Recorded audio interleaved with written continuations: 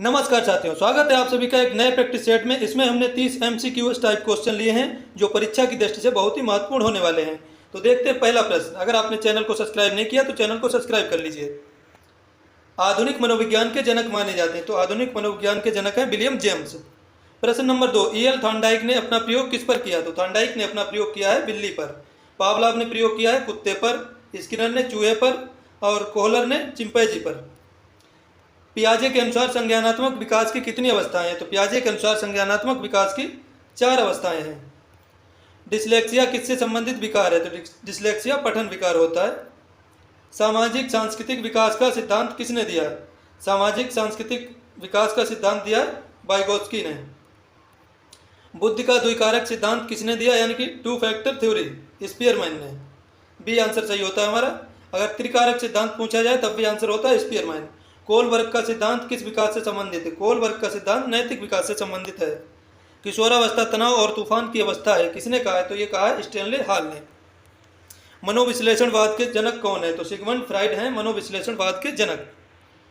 सृजनात्मकता का मुख्य घटक कौन सा है? तो सृजनात्मकता का मुख्य घटक होता है अपसारी चिंतन।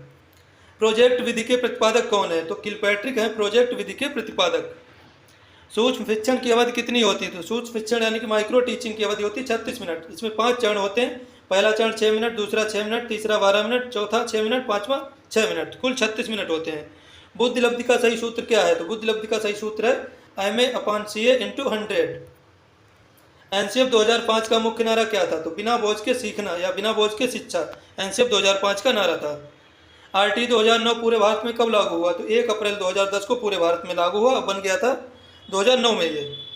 प्रतिभाशाली बालकों की IQ कितनी होती है? तो प्रतिभाशाली बालकों की IQ मतलब बुद्धि लब्धि होती है 140 से ऊपर। क्रिया प्रसूत अनुबंधन किसने दिया? तो स्किनर ने दिया क्रिया प्रसूत अनुबंधन का सिद्धांत। चूहे पर प्रयोग करने के बाद उन्होंने इस सिद्धांत का प्रतिपादन किया। सूझ या अंतर्दृष्टि के सिद्धांत में किस पर प्रयोग किया गया? तो सुल्तान नामक चिंपैंजी पर या वनमानुष पर प्रयोग किया गया कोहलर के द्वारा।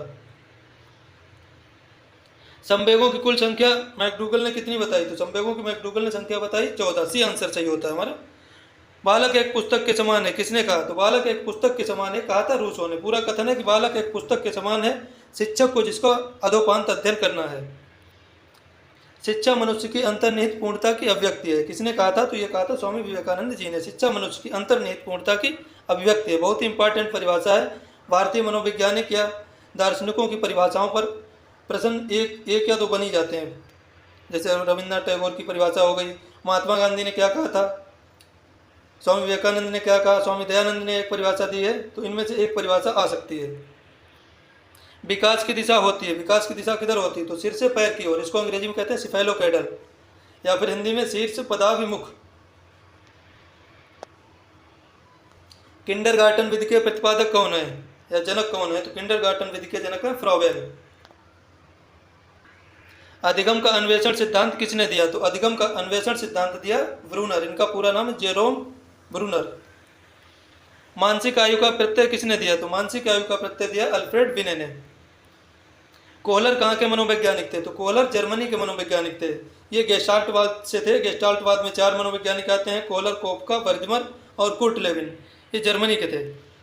व्यक्तित्व शब्द किस भाषा का है? इधर ऑप्शन दिया है लैटिन, ग्रीक, अंग्रेजी, संस्कृत। तो इसमें यह होना चाहिए व्यक्तित्व शब्द किस भाषा से लिया गया है? से लिया गया है। व्यक्तित्व शब्द किस भाषा से लिया गया? तो हमारा सही आंसर हो जाता है लैटिन भाषा। लैटिन भाषा के परसोना शब्द से अंग्रेजी का शब्द पर्सनालिटी बना और पर्सनालिटी का हिंदी रूपांतर हुआ व्यक्तित्व। तो लैटिन भाषा से लिया गया है। डाल्टन विधि के प्रतिपादक कौन है? तो डाल्टन विधि के प्रतिपादक है हेलन पार्कहर्स्ट। समावेशी शिक्षा का लक्ष्य है। समावेशी शिक्षा क्या लक्ष्य है? तो सभी के लिए शिक्षा। समावेशी शिक्षा में पिछड़े बालक, मंदबुद्धि बालक, प्रतिभाशाली बालक, सामान्य बालक सभी को एक साथ एक छत के नीचे बिठाकर शिक्षा दी जाती है। आशा करता हूँ आपको वीडियो पसंद आया होगा। चैनल को सब्सक्राइब कर लीजिए, वीडियो को लाइक कर लीजिए।